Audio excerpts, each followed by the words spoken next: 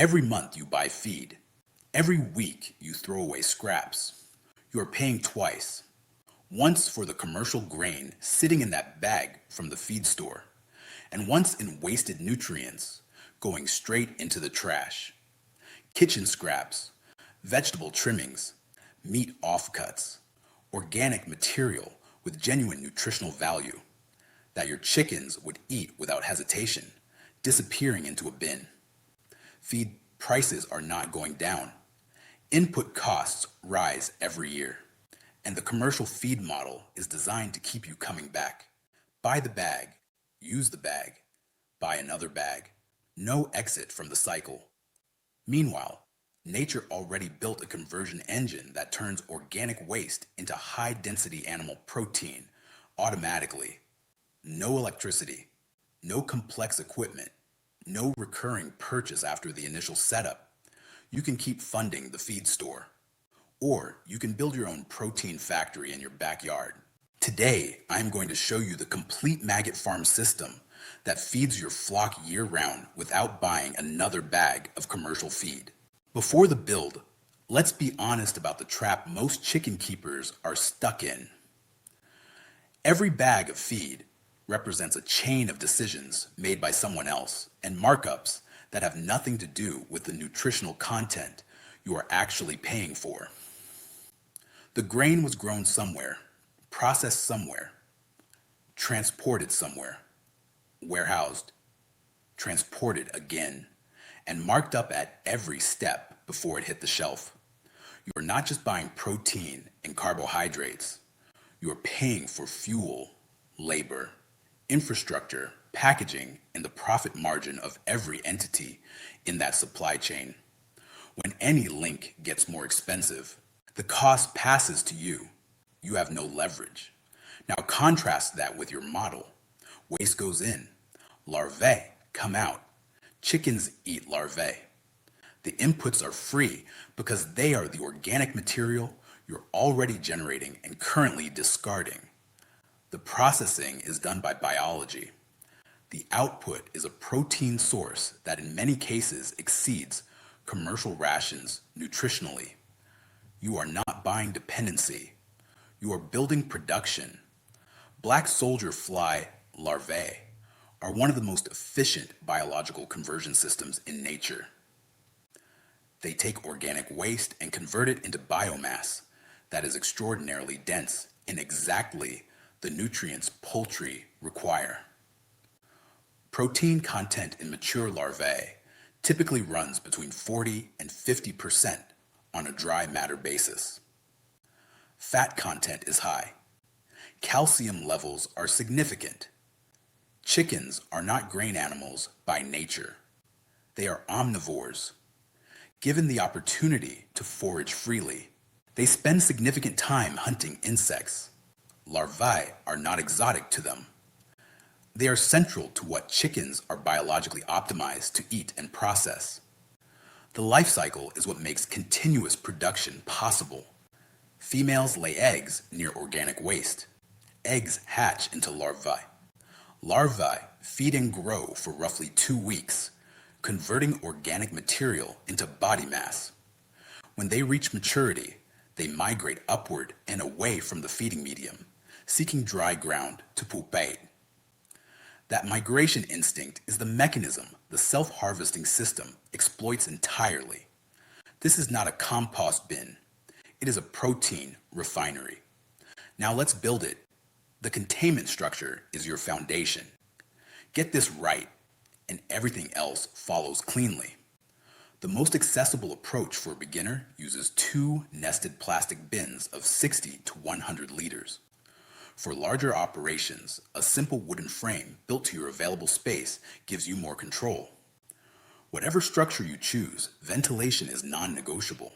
Drill gaps covered with fine mesh to maintain airflow while keeping out unwanted pest species. Stagnant anaerobic conditions create odor. Proper ventilation keeps the system aerobic and manageable. Angle the base of your structure slightly, around 5 to 10 degrees, so excess liquid drains away from the feeding mass. That liquid is nutrient-dense leachate, valuable as diluted garden fertilizer.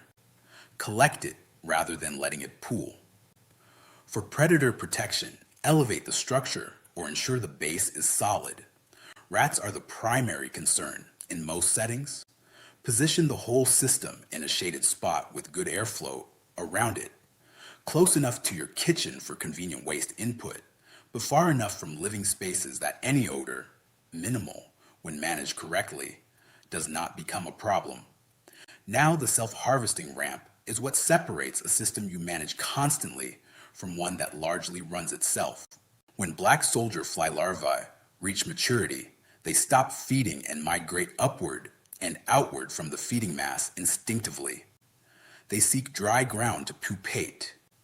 This behavior is so reliable, you can design your entire harvest system around it and trust biology to execute. Build or position ramps inside your structure, angled between 30 and 45 degrees. Mature larvae follow their migration instinct, crawl up the ramps, and drop off the end into a collection bucket positioned outside. You check the bucket each morning and your harvest is waiting. No sifting, no manual separation. Gravity and instinct do the entire job. Ramp material matters. Larvae crawl well on rough textured surfaces like untreated wood or corrugated plastic. They struggle on smooth materials like metal or glass. Cut your ramps to fit snugly against the interior walls, with the exit end positioned directly over your collection bucket. Multiple ramps increase harvest volume. Run 3 or 4 at different positions around the interior perimeter for a larger system. The collection bucket should have smooth interior sides so larvae that fall in cannot climb back out. Check it daily, empty it into the coop, and your harvest cycle is complete. Temperature and moisture are the 2 variables that control your production rate most directly. Larvae thrive between roughly 24 and 36 degrees Celsius. Below 15 degrees activity slows dramatically. Below 10, it essentially stops. In warm climates, this rarely concerns you from spring through autumn. In colder climates, you will need either an insulated structure or a heated indoor space during winter, or you accept seasonal slowdown and plan your frozen stockpile strategy accordingly. During hot summer months, the opposite concern applies. Internal temperatures above 40 degrees stress or kill your colony. Shade placement and good ventilation handle this in most settings without additional intervention. Moisture is more nuanced. The feeding medium should feel like a wrung-out sponge, damp but not wet. Squeeze a handful, and a few drops might come out, but it should not run freely. Too dry, and larvae cannot feed efficiently. Too wet, and you create anaerobic conditions that produce serious odor and can collapse the colony. The fix for excess moisture is carbon material. Shredded cardboard, dry leaves, wood chips, or sawdust added over wet inputs absorbs moisture, adds structural airiness to the feeding mass, and suppresses odor simultaneously. Keep a supply next to your system and add a layer whenever inputs seem too wet or any smell develops beyond a mild earthy note. What you put in determines what comes out. The input strategy is simpler than most people expect. Larvae process almost any organic material of animal or plant origin. Kitchen scraps are your primary input. Vegetable trimmings, fruit waste, bread, cooked grains, leftover meals, coffee grounds, all of it goes in. All of it gets processed. Meat scraps and offal deserve specific mention because many beginners assume they should be excluded. They should not. Meat and animal byproducts are among the highest value inputs you can provide. They are rich in the nutrients that produce high-quality larvae, and they are precisely what conventional composting cannot handle. Your maggot farm processes what your compost pile cannot. That is part of its value. Limit heavily processed foods with significant preservative loads. Avoid very salty material in large quantities as it affects moisture balance. Large amounts of citrus can suppress larval activity, though small quantities are fine. Use the layering technique. Add fresh inputs in a concentrated area of the feeding surface rather than spreading them thinly across the whole surface. Cover each addition with a thin layer of carbon material. That carbon layer absorbs excess moisture from the fresh input, creates an aerobic buffer that suppresses odor, and gives larvae a depth gradient to work through as they process material from the top down. Feed the system every 2 to 3 days with moderate inputs rather than dumping everything at once. Consistent feeding keeps the larval population stable and production even. You are not disposing of waste. You are feeding a production system.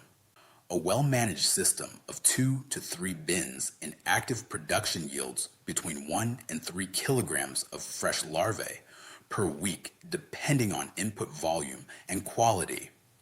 Conversion runs roughly 1 unit of larval body mass for every 5 to 10 units of organic material consumed, with high protein inputs like meat scraps producing better ratios than low nutrient plant material. For a flock of 10 to 20 hens, a 3-bin system provides a meaningful protein supplement. For a smaller flock of 4 to 6 birds, the same system can approach total protein requirements during peak production months. Direct feeding is the simplest approach and the best starting strategy. Harvest in the morning. Feed immediately. Done. Fresh larvae have the highest moisture content and the most bioavailable nutrient profile. When harvest volume exceeds what your flock consumes at one feeding, drying extends storage life significantly. Spread fresh larvae on a tray and dry them in the sun or a low-temperature oven until crisp and shelf-stable. Dried larvae store for weeks in sealed containers. Freezing is even simpler. Spread fresh larvae on a tray. Freeze solid. Transfer to freezer bags. Frozen larvae retain their nutritional profile well and thaw quickly in small quantities. Building a frozen stockpile during peak summer production covers the slower winter months. The final module is where the system becomes something larger than itself. The residual material at the bottom of your bins after larvae finish processing is finished compost of exceptional quality, rich in nitrogen, phosphorus, and beneficial microbial activity. Apply it to your garden beds, and the soil biology improvement over a season is visible. Your chickens produce manure. Aged appropriately, that manure goes back into the garden or the maggot system as an additional input. The garden produces vegetable waste. The vegetable waste goes into the maggot system. The maggot system produces larvae and finished compost. The larvae feed the chickens. The compost feeds the garden. The garden feeds the system. Waste, larvae, chickens, manure, soil, garden, waste. The loop closes. Every output becomes an input somewhere else. There is no terminal disposal point. There is no material that leaves without contributing something. This is not just efficiency, it is resilience. Every loop you close is a dependency you eliminate. Every dependency you eliminate is a vulnerability you remove. Once your base system runs reliably, scaling is straightforward. Add bins in staggered stages, setting up a new bin every 2 to 3 weeks during warm months. One bin receives fresh inputs. One is at peak larval activity. One is in late stage processing with larvae beginning migration. 3 bins in rotation give you continuous and relatively even daily harvest rather than feast or famine cycles. The limiting factor when scaling is usually input volume. If your personal waste stream is limited, supplement from local sources. Restaurants, markets, and food businesses generate organic waste continuously, and many are glad to have someone take it. For cold climate management, an insulated bin inside a greenhouse or polytunnel maintains sufficient temperature for moderate winter production. Combined with a frozen stockpile built during summer, most small flocks are covered through the cold season without additional infrastructure. Common problems are all correctable when you know what you're looking at. Strong odor almost always means excess moisture or overfeeding. Stop wet inputs temporarily. Add a significant layer of dry carbon material. Mix it gently into the top layer and give the system 2 to 3 days to rebalance. Match input volume to your current population size. A newly established colony needs small inputs. As the colony grows, input volume increases proportionally. Pest intrusion is managed through structural integrity and carbon covering. Other fly species cannot compete effectively with black soldier fly larvae in a well-managed system, but carbon covering of inputs immediately after addition is your primary defense. A solid structure with no rodent entry points handles larger pest concerns. Cold weather slowdown is expected. Insulation or heated spaces extend your season. Do not fight the biology. Work with it. Something shifts when you run this system seriously. It is not just financial. It is how you see your property. You stop thinking like a consumer and start thinking like a producer. A consumer looks at organic waste and sees disposal. A producer looks at the same material and sees a system input. A consumer looks at rising feed prices and feels helpless. A producer looks at the same situation and feels nothing because the feed price no longer applies to them. The economics make this identity shift concrete. A family generating normal kitchen waste combined with garden trimmings can run a system that meaningfully reduces, or in some cases eliminates, the commercial feed purchase entirely. Over a year, the savings are real. Over 5 years, they fund infrastructure. Over 10 years, they represent the difference between a property that is a net cost and one approaching genuine self-sufficiency. Beyond chickens, the same larvae feed ducks, fish in aquaponic systems, reptiles, and can supplement certain pig operations. Once you understand the biological engine, you direct its output wherever protein is needed in your system. Here's where we land. You can keep buying feed, keep watching prices rise, keep throwing away organic material while purchasing the nutrition it contained from someone else at a markup. Or you can build the system once. A few bins, ramps cut from scrap wood, organic waste you are already generating. 2 weeks to establish a colony. 4 weeks to first meaningful harvest. The material investment is minimal. The biological investment is fixed by nature and runs automatically. This is not about maggots. It is about control. About closing the loops that industrial food systems leave open and charge you for. About converting a recurring monthly expense into a self-sustaining biological asset. When you convert waste into protein, you convert dependency into autonomy. You are not a consumer waiting for the next price increase. You are a producer. Build the system. Feed the flock. Close the loop. Build systems, not expenses.